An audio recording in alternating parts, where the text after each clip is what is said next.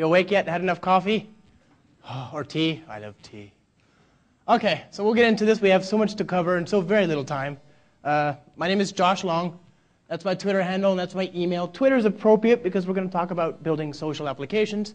My email is appropriate because if you have questions, if you have things you want to know, and you don't feel like you have gotten it from this slides or from this presentation, please send me an email, and I'll be happy to respond about this and anything related to the Spring projects. Right? So my job is to represent and be the liaison as the community guy for all the Spring source projects.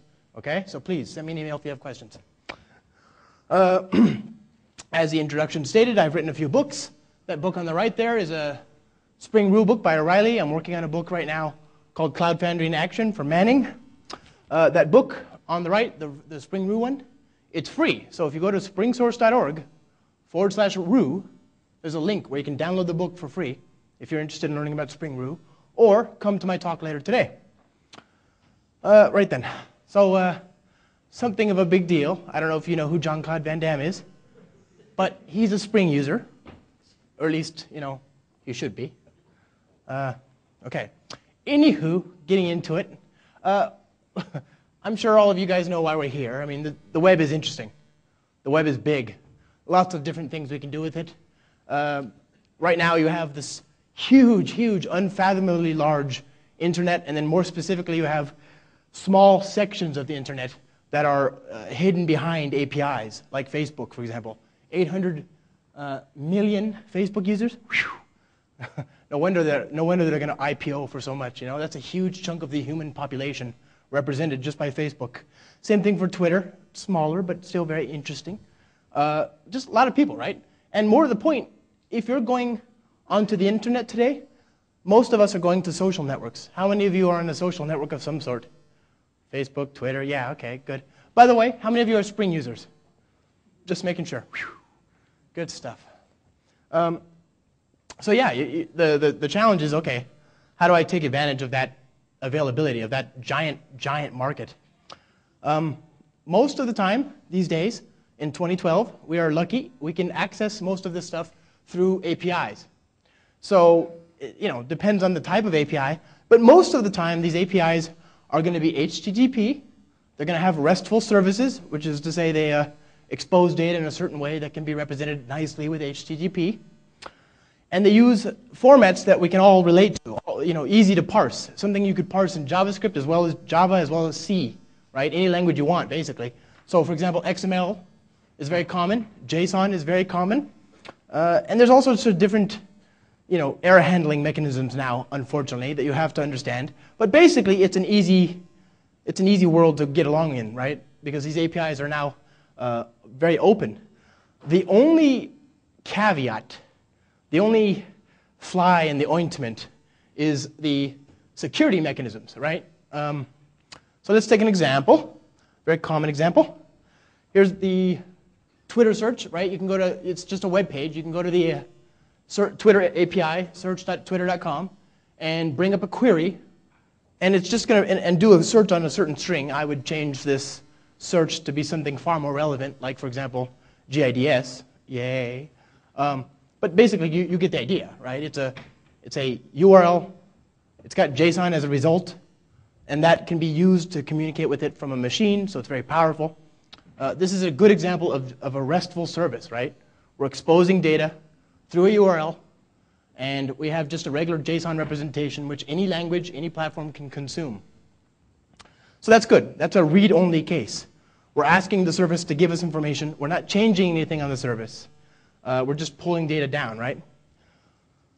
Another example, Facebook's Graph API, right?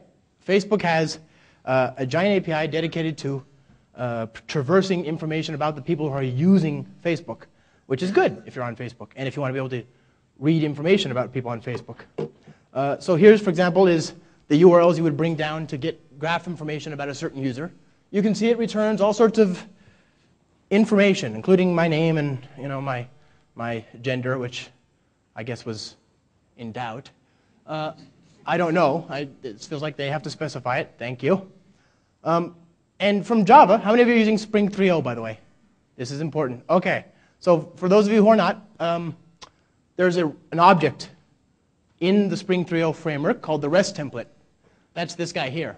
It's just like JDBC template or JMS template or any of the other minified template objects that you have inside of the Spring Core framework.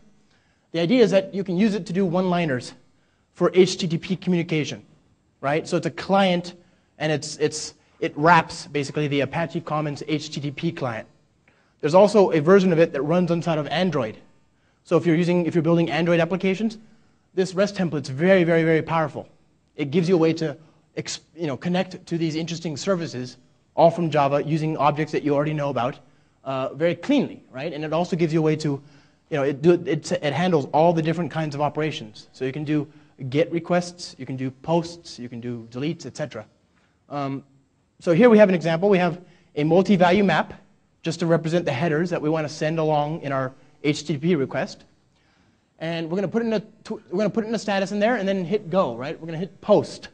And we're going to say that we want to update our URL based on the parameters in that object. We want to send a post request, like a form submission, right? Well, that doesn't quite work, does it? The problem is, like I said, reading is good. Writing, not so much. It's much more difficult to do writing today, especially in modern APIs like Twitter. You have security. You can't just go around changing people's statuses. My goodness, that would be crazy. It would be like dogs and cats living together, it would be weird. So you need security. Today that looks like OAuth, right? And OAuth is very common. This is the part that makes me sad. This whole section right here is very sad. Don't worry, there's hope, on the horizon, but I just want to introduce you guys to OAuth. Right now there are two versions of OAuth 1.0, OAuth 1.0 and 1.0a, and then there's OAuth 2. And there's 22 different drafts of OAuth 2. So when you have a few weeks, sit down and study them all, and I'm sure you'll become experts, or months, or years. The point is, it's very difficult to understand all these different specs, OAuth, however, is useful. It provides the ability to grant and authorize users on behalf of your API. So for example, if I want my application to be able to read your tweets or to be able to update your tweets for you, like a Twitter client, OAuth is a nice way to do that. It's a way of saying, I grant you permission without actually giving you my username and my password for twitter.com, right? It's a very powerful system. And most good security mechanisms are built on this type of system, right? However, like I said, it's not easy. So here's what it looks like typically. The consumer, this is a client, maybe a Twitter client, will make a request and go to the service provider. In this case, the service provider will be, let's say, Facebook. And the service provider is going to grant a request token. This is only for 1.0, by the way, not 2. It's very different for 2. The request token will come back, and that gives the client the permission to now ask for permission to actually do something interesting, which is absurd, right? But anyway, so the service provider sends a response back to the client. The client then asks for authorization for a specific user, right? And then the user is forced to authorize, right? So here's a web page where you bring it up, and you're going to be asked to authorize the permission of this application to use your identity on your behalf from the application code, right? So this is where you get redirected to some other website, in this case Twitter. You hit authorize, I hope. I mean, I don't know what you want to do, but I would hit authorize. And if you do, then you'll be given an access token, right? You'll be given the chance to ask for an access token. The access token will eventually be granted. And then finally, with that access token, you can start to make requests against the API as long as all those requests encode the access token. Simple, right? Yeah, me either. I'm not even close to a fan of this. Yeah, so very, very painful and not something you want to do. And this is just 1/3 of the ways to do it. It gets better, though. I know you're excited. You also have to do things to sign the requests that you make to OAuth. So, wow. So to sign the requests, you have to take all the API headers and parameters that you're going to send into the API, concatenate them, which is to put them together, and then HTTP encode them. Of course, it's an HTTP URL, and then you have to securely hash it. You have to encrypt it using HMAC SH1, which is, of course, broken, right? There's actually been proof that SH1 is no longer very secure. And then you also, you have others that are allowed to be done. So you might do plain text, and you might do RSA SH1, which is better. And then you have to add that whole thing to the request. So it looks like that horrible blob down there, which, I don't know about you guys, but I'm not smart enough to do that. Way, way too complicated. So clearly, this is not for all of us. This is not for most people who want to get anything done, right? OAuth 2 is a little bit better in that you don't have that, that initial request token that we showed back in the little diagram there. The first request token, you don't need that. So you get to do only 5 or 6 steps instead of like 7 or 8, which is, So revisiting that API example, going back to Facebook, now we're going to actually access the URL. This is reading data of a secured profile, right? Reading data from a URL. And we've encoded the access token. This is OAuth 1. We've encoded the access token in our URL. And we get back, that kind of stuff. So that's good. So how do we, take in this REST template, this great object inside of Spring 3.0 and better?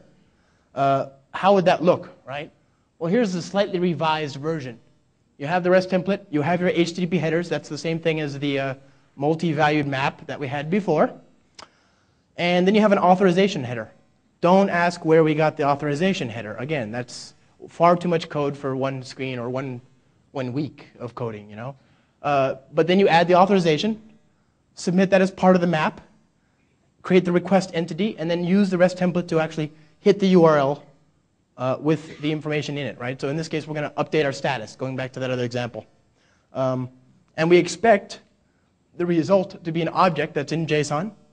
And I have previously, not showing it here, I have previously used Spring 3.0's object to XML mapping, so that when in the JSON to object mapping, so that when I get the JSON data structure, it gets converted to an object.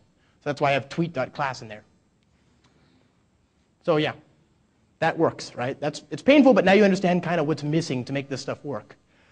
Okay, so hopefully at this point we all agree this sounds like a pain, like a real pain, right? We don't want to do this kind of stuff. Most people don't want to do this, and there's lots of different APIs.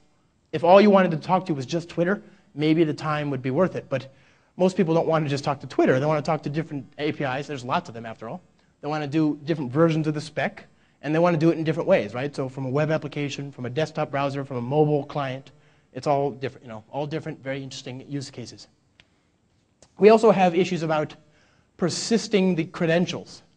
So if you make a request to an application, different specs say different things with respect to whether you are allowed to keep that access token, the authorization token, right? And for how long you're allowed to keep it. This is where SpringSocial comes in. SpringSocial is a project that builds on top of core Spring, right? It provides, among other things, a platform for connectivity, right? So you have the ability to actually establish connections with OAuth providers, OAuth resources. By the way, this slide will be online. This deck will be online, slideshare.net/Josh Long, if you're worried. I'm moving quickly because I want to make sure we get it all talked about. And if you have questions, feel free to ask. But don't worry, this will be online and so on. So yeah, it establishes connectivity with the base platform, base connection framework.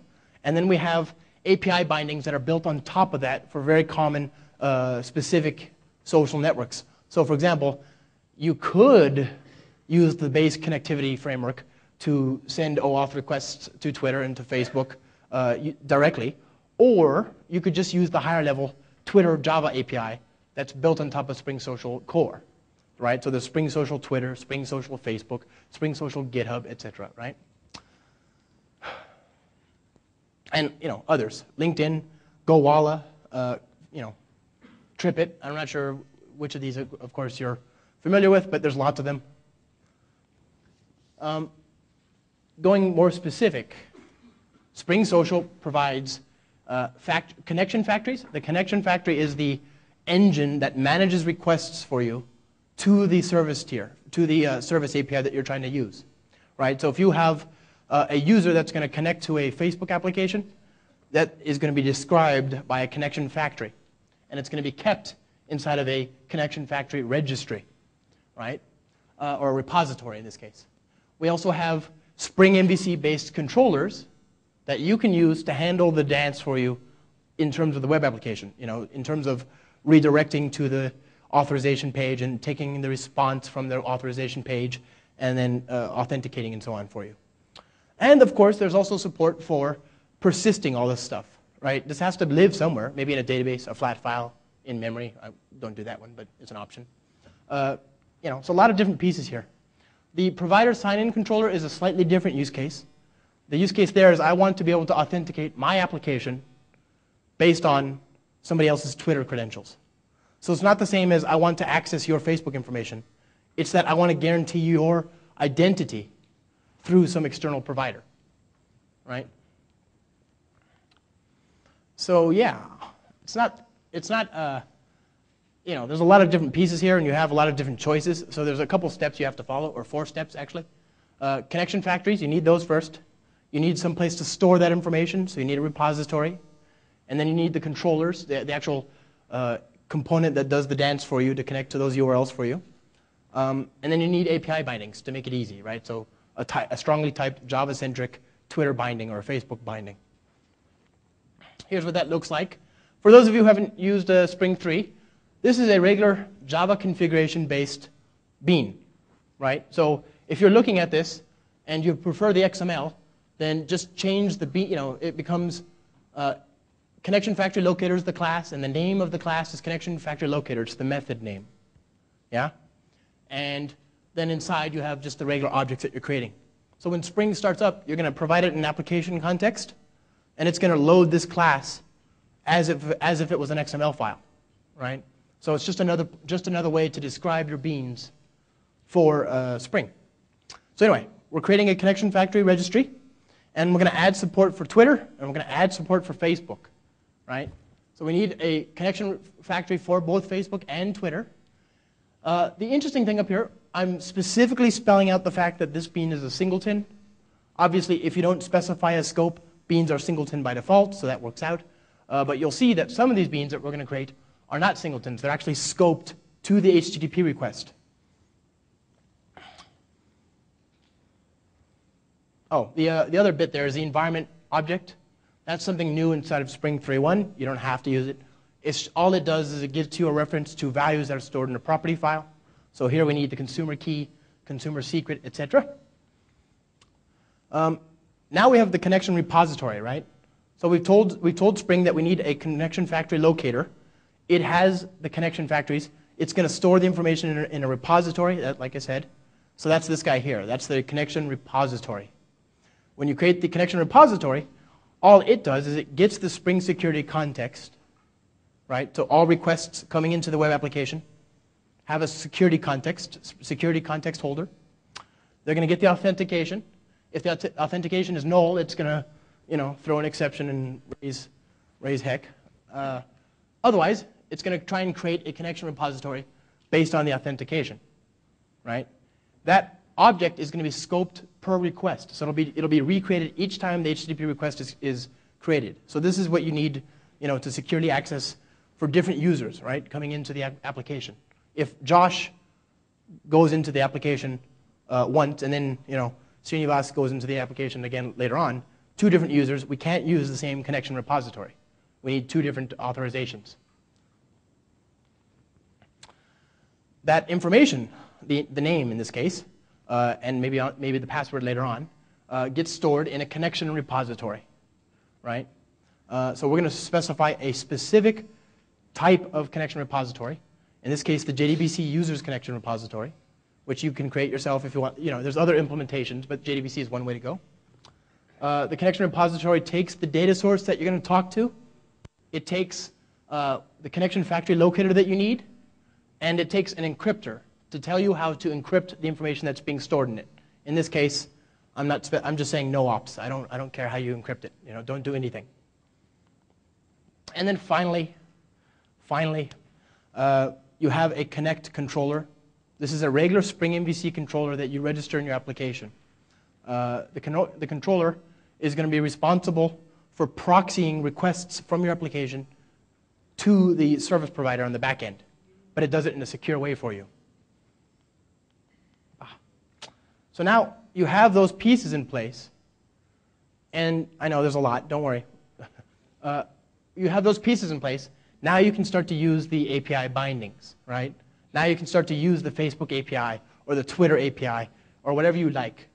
So what you're doing is you're saying, connection repository, please find me an implementation of this API that matches the type that I'm providing here.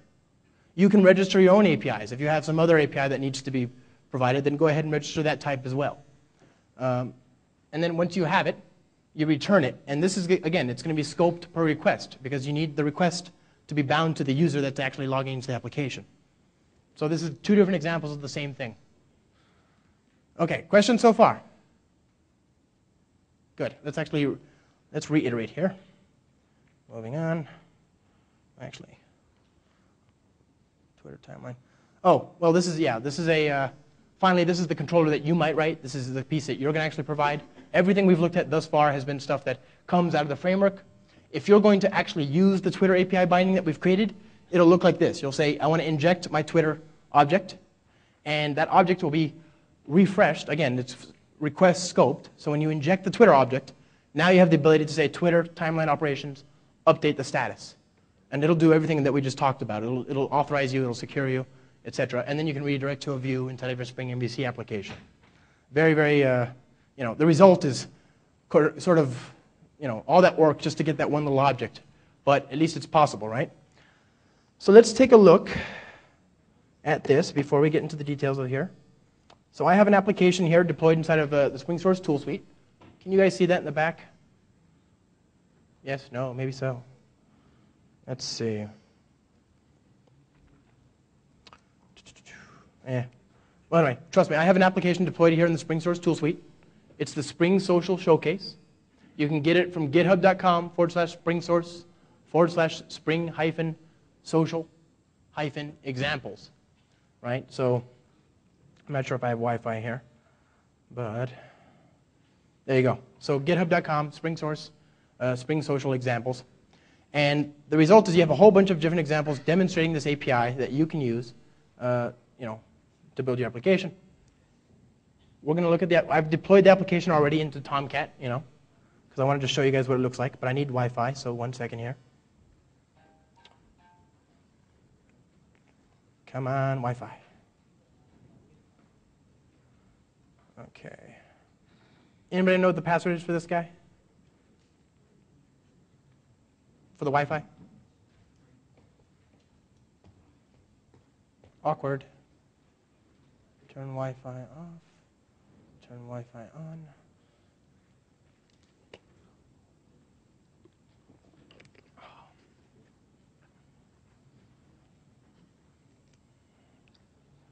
Did we get it?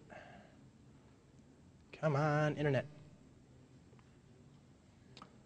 I will take anything at this point.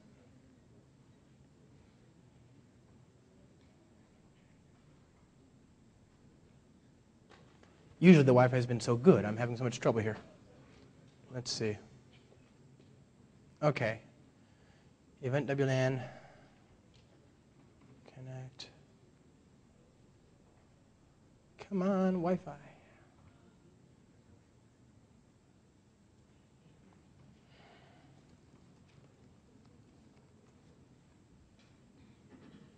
Sorry about this, guys. 1 second. Cost of doing business with social APIs. Sometimes the internet's not available.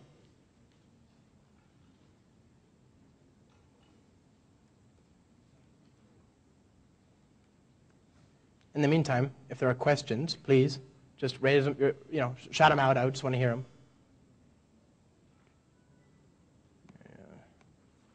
Come on.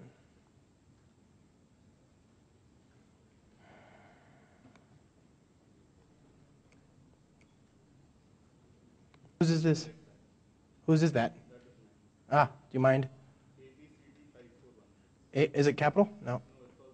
ABCD 5416. Thank you, sir. Yeah. Stay off of it for just another 20 minutes, please. No, that's not good. Come on, Wi-Fi.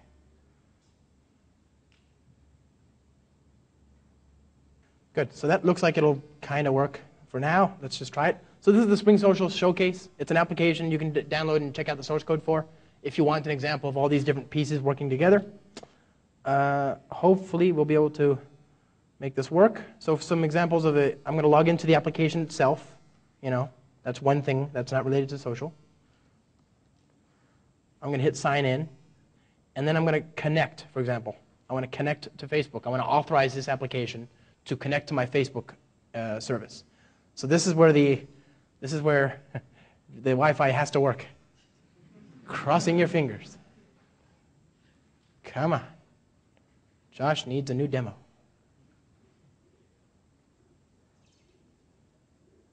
Come on, Wi-Fi.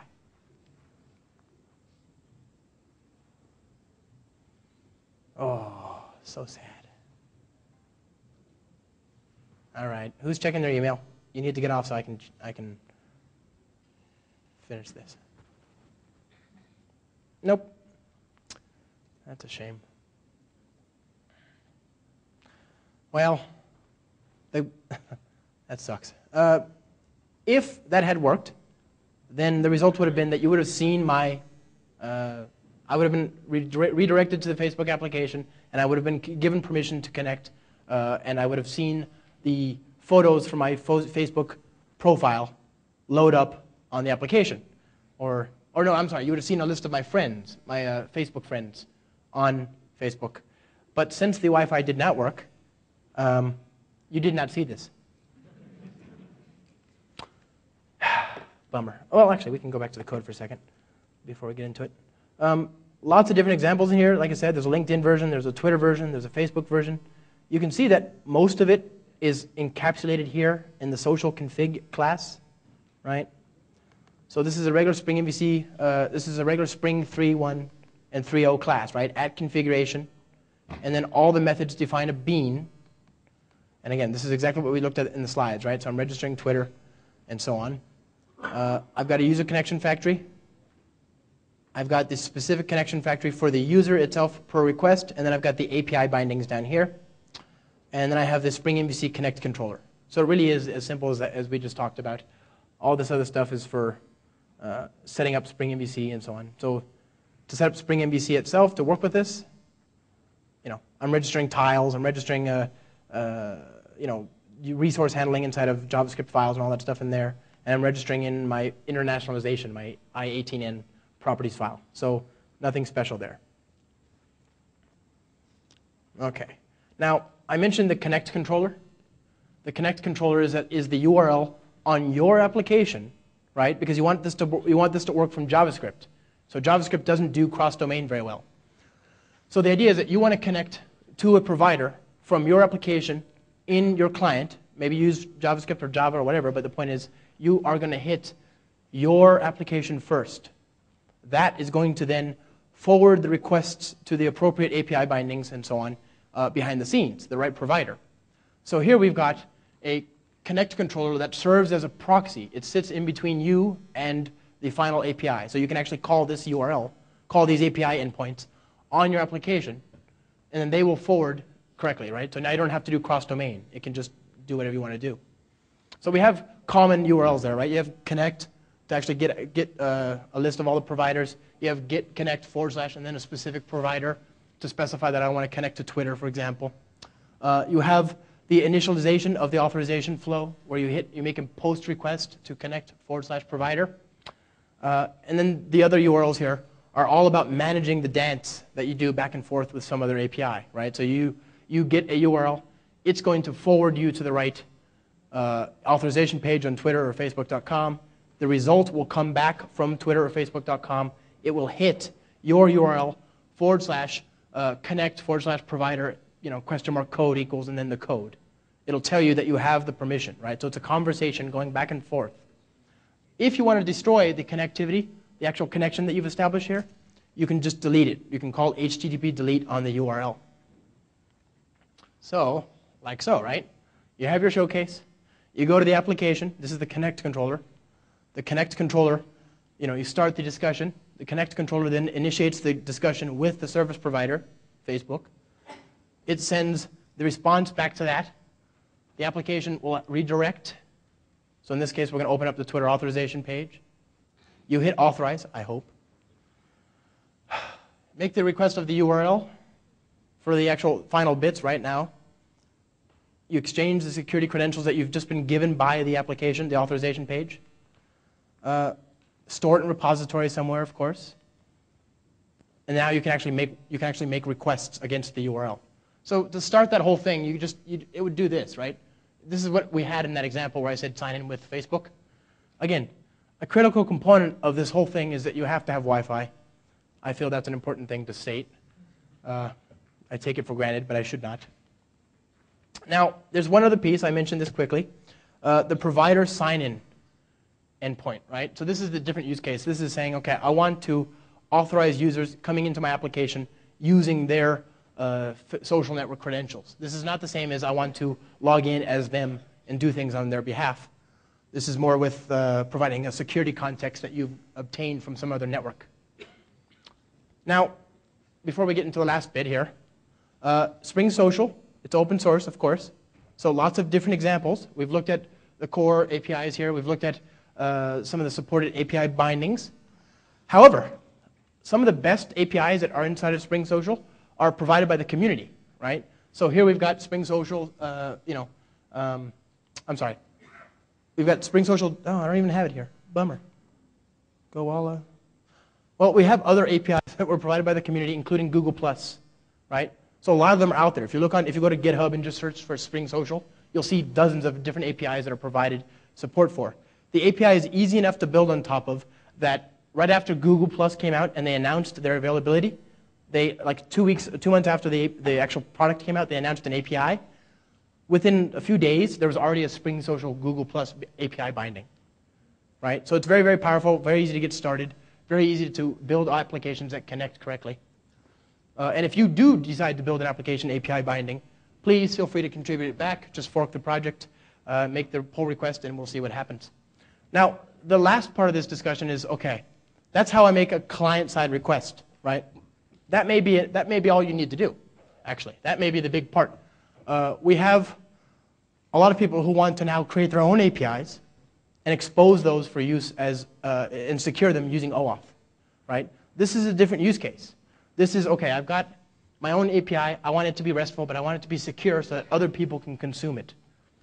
We provide an extension on top of Spring Security. How many of you, by show of hands, are using Spring Security somewhere? Cool, cool.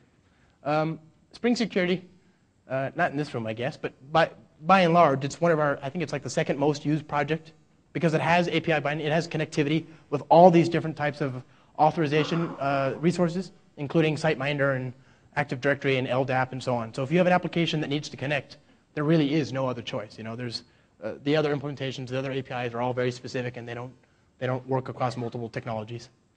So we have provided this API binding. Originally, Spring Security OAuth was a separate API that was packaged by the community. Somebody built it, and then it became part of the portfolio. So it's now actually a Spring source project with a lot of very brilliant people working on it. Having said that, it's still very much not done yet. So I'm going to show you a demo. But to set this stuff up, you just do the same thing you would do for any normal Spring Security application.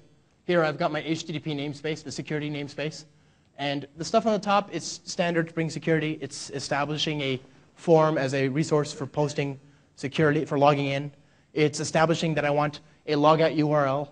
And it's establishing that we want also anonymous access. You know, not anything particular to Spring Security OAuth. What we are doing is we're saying we want the sparkler URL, ***, to be secured. And we're going to delegate that security to the OAuth 2 client filter. The filter itself is defined using Spring Security OAuth's OAuth namespace. So here I've got OAuth:client, and that's where I'm defining the filter, right? So that filter is going to be the one that takes all incoming requests and tries to secure them using the OAuth dance, right? So if they're not secured, they get kicked out. And then we define a URL. We define a resource in particular, a specific resource that should be secured using OAuth. And we define the type, right? We want authorization. We want the client ID to be specified. We want certain things to be in place, and we want to define the scope of the permissions that we're granting. In this case, read. And then from there, now you have the ability to make requests to that application. The only thing left is how do I actually make requests against that secured API URL, right? You can get a specific subclass of the REST template here, passing in that reference, and it is secured. So all requests going through that REST template will now be secured across the OAuth API layer, right? So take a look at that one. Let's see if this one works. Terminal. Okay. CDN ban application.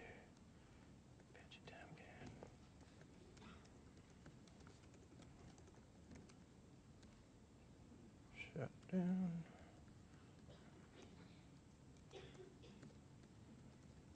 Oh, guys, rookie mistake. Okay, copy desktop. Oh, oops. OAuth war.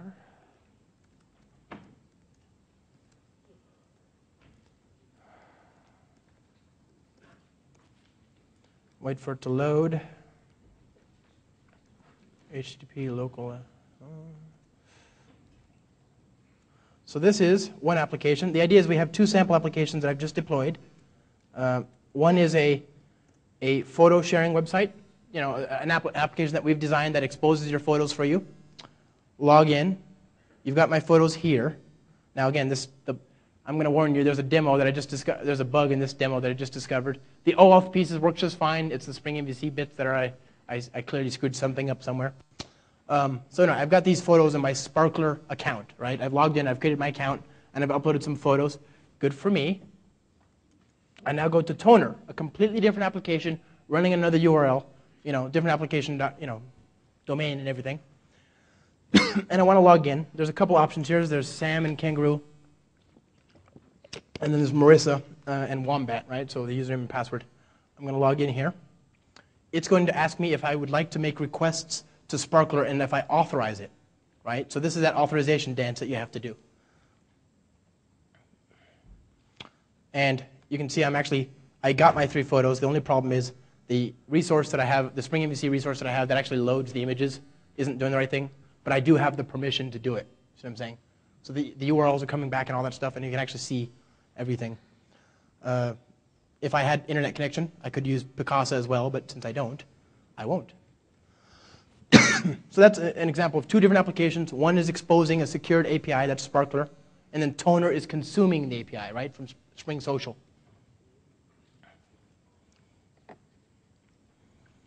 Okay. No, there's the community contributions. Foursquare, Instagram, Google, etc., Dropbox. These are all community contributions for SpringSocial. And now finally, questions. We got to the end of it. I was worried about that. Any questions? Thoughts? Feedback? Yeah.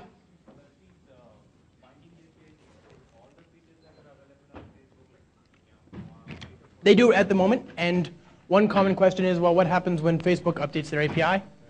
Facebook changes they have agreed to give 3 months notice for all changes to their API. Thank you, by the way, guys. Anyway, so yeah, 3 months notice for the API. So you can rest assured that by the time it's time to change, we'll have updated the API for you. Any others? So, what? Sorry? There's nothing that even comes close. That's the problem. The APIs are moving so fast. So at the moment, we're the only ones that are keeping track of providing a good OAuth client and then providing API bindings on top of it.